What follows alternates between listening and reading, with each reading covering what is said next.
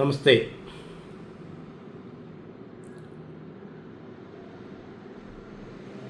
ഗായിക എസ് ജാനകി അമ്മ അന്തരിച്ചു.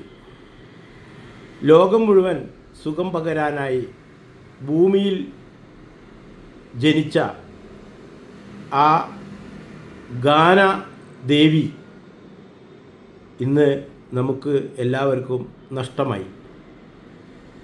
ജാനകി അമ്മ 48,000-ത്തിലധികം ഗാനങ്ങൾ പാടിയിട്ടുണ്ട്, പല ഭാഷകളിലായി, ഇന്ത്യൻ ഭാഷകളും വിദേശ ഭാഷകളിലുമായിട്ട്.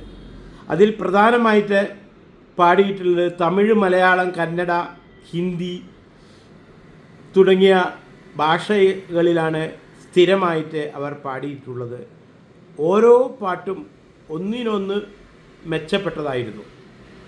എത്ര കേട്ടാലും നമുക്ക് മതി വരാത്ത രീതിയിലുള്ള ഗാനങ്ങളാണ് ജാനകി അമ്മ നമുക്ക് ഈ ലോകത്തിന് തന്നെ സമ്മാനിച്ചിട്ടുള്ളത്.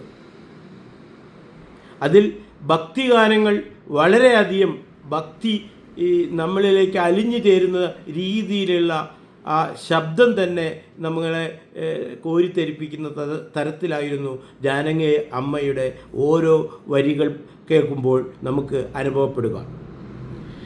ഏത് ഭാവവും അനായാസം, അതായത് ഏതൊരു സിനിമയിലെ ഏത് ഭാവവും അനായാസമായി അത് ശ്രുതി ചേർത്ത് സ്വരമാധുരിയാക്കി മാറ്റാൻ ജാനകി അമ്മയ്ക്ക് ഒരു പ്രത്യേക കഴിവ് തന്നെയായിരുന്നു. ഇതിൽ വളരെ അത്ഭുതപ്പെടുത്തുന്ന ഒരു കാര്യം ഞാൻ മനസ്സിലാക്കുന്നത്, ഇവർ 28ാമത്തെ വയസ്സ് അന്ന് ഒരു മലയാളം പടം സംവിധാനം ചെയ്യുന്നത് സേതുമാധവൻ. സേതുമാധവൻ അന്ന് വയസ്സ് 26. അദ്ദേഹത്തിന് സംവിധാനം ചെയ്യുന്ന പടത്തിൽ ആണ് ഈ ജാനകി അമ്മ ആദ്യമായിട്ട് ഒരു പാട്ട് പാടുന്നത്. അതിൽ നിന്ന് തുടങ്ങി പിന്നെയുള്ള എല്ലാ മലയാള സിനിമകളിലും അവരുടെ സാന്നിധ്യം വളരെ അത്യന്താപേക്ഷിതമായി മാറുകയായിരുന്നു. കാരണം ആ സ്വരം അങ്ങനെയായിരുന്നു. ഇതിൽ ഈ പ്രസിദ്ധരായ ഈ സംവിധായകർ പറയാറുണ്ട്, പ്രത്യേകിച്ച് സേതുമാധവൻ സാറൊക്കെ പറയാറുണ്ട്, മറ്റ് ഗായികമാർ വന്നു കഴിഞ്ഞാൽ ഈ ഈണം കേട്ട് കഴിഞ്ഞാൽ അത് ഏത് സംഗീതമാണ്, ഏത് ഈണമാണെന്നൊക്കെ കുറിച്ച് പ്രാക്ടീസ് എടുത്തിട്ടാണ് അവർ അത് പാടാൻ ശ്രമിക്കാറുള്ളൂ. പക്ഷേ ജാനകി അമ്മയുടെ കാര്യത്തിൽ ഒരു പ്രത്യേകത തന്നെയുണ്ട്. കാരണം അവർ സംഗീതം പഠിച്ചിട്ടേയില്ല. യാതൊരു സരിഗമ എന്ന തരത്തിൽ ഒന്നും തന്നെ പഠിക്കാതെ ഈ സംവിധായകനും ഗാനരചയിതാവും ഗാനം ഈ വീണമിടുന്നവരും പറഞ്ഞു കൊടുത്താൽ അത് നേരിട്ട് പാടുക എന്നതാണ് ജാനകി അമ്മ. ആ സീനും കൂടി മനസ്സിലാക്കിക്കൊണ്ട് അതൊരു പ്രത്യേക കഴിവ് തന്നെയായിരുന്നു ജാനകി അമ്മയുടേത്. ഇത് ആർക്കും തന്നെ കിട്ടിയിട്ടില്ല സിനിമ ലോകത്ത് എന്നാണ് മനസ്സിലാക്കാൻ കഴിയുന്നത്.